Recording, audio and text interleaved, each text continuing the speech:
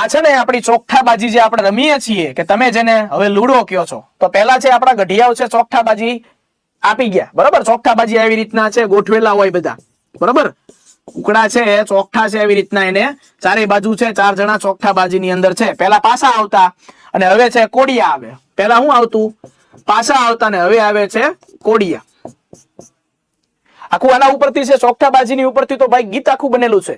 રામ રમે છે ચોગ ઠેરે, ધર્મ ને ચોગ ઠેરે, કે શબરી બાજી રે પડે છે મારા રામ ને. સમજાય છે?